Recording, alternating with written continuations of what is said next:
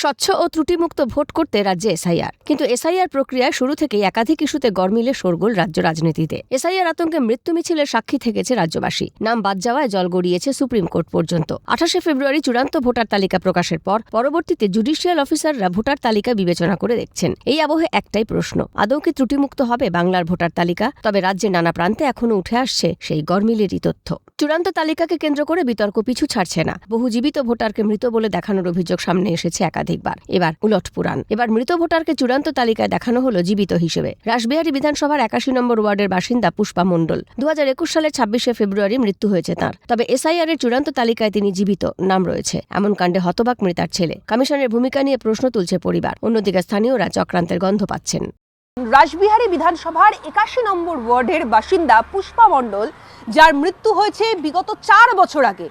SIR এর যে final list, সেখানে পুষ্পা মণ্ডলের নাম এসেছে। আমাদের সঙ্গে রয়েছেন প্রশান্ত মণ্ডল, ওনার ছেলে। একটু কথা বলে জানার চেষ্টা করো। দাদা, যে ছবিটা আমরা দেখতে পাচ্ছি 146, এটা কি আপনার মা? এটা আমার মায়ের ছবি। কি নাম লেখা আছে পাশে? পাশে পুষ্পা মণ্ডল, কিন্তু হাজবেন্ডের নাম কিন্তু আলাদা। আচ্ছা, এবার এই যে ছবিটা দেখতে পাওয়া যাচ্ছে, এই ছবিটা আপনার মায়ের ছবি। তা আপনার মা তো বেঁচে নেই, আপনি বললেন। না, মা বেঁচে নেই, 4 বছর হয়েছে মা। 4 বছর আগে। আর এটা তো এসআইআর এর যে ফাইনাল লিস্ট। হ্যাঁ, ফাইনাল লিস্ট। তা আপনার মায়ের ছবি দিয়ে পুষ্পা মণ্ডল পার্ট নম্বর 146 যেটা দেওয়া রয়েছে, তো ওনার তো মৃত্যু হয়েছে, তাহলে ওনার নামটা এলো কিভাবে? এলো ওদের মিস্টেক হতে পারে, কম্পিউটার মিস্টেক, বা একই নামে দুজন আছে বলে মিস্টেক, কিন্তু এখানে স্বামীর নাম অনুসারে আলাদা এসেছে। মানে এই যে ভুলগুলো, এই ভুলের জন্য তো আসল যারা বৈধ ভোটার, এই ভুলটা প্রথম থেকেই আছে। কেন একই নামে দুজন, কিন্তু স্বামীর নামটা আলাদা, অ্যাড্রেসটা কিন্তু এক। এই ভুলটা কম্পিউটারে প্রথম থেকে এই ছবিটাই চলে এসেছে বলে যতবারই করবে এই ছবিটাই পাবে। মানে আপনার মায়ের দেওয়া ছবিই পাবে। কি বলবেন, মানে কমিশনের তো আরো গাফিলতিটাই ভুল, নিশ্চয়ই গাফিলতি, টোটালি সিস্টেমটাই ভুল।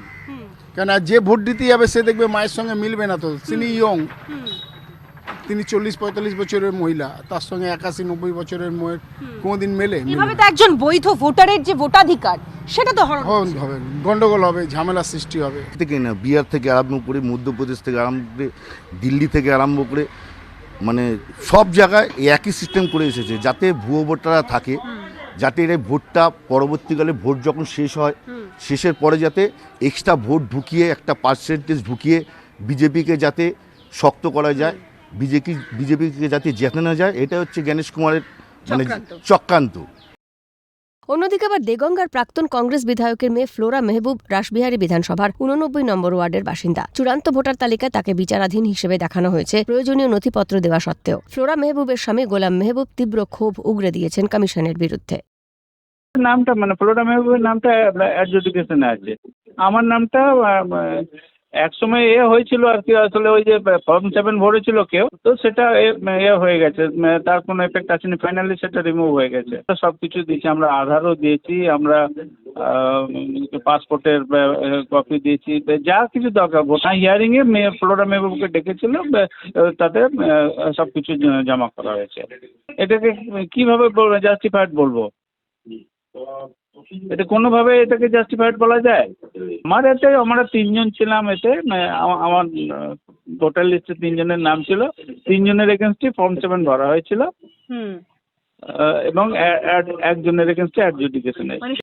দুটি বিষয়ের ক্ষেত্রে প্রদেশ কংগ্রেস সভাপতি শুভঙ্কর সরকার ইলেকশন কমিশনের কাছে নির্দিষ্ট তথ্য দিয়ে চিঠি পাঠিয়েছেন। ক্যামেরায় প্রসন্ন নস্করের সঙ্গে অভিরূপা শাহর রিপোর্ট, ক্যালকাটা নিউজ।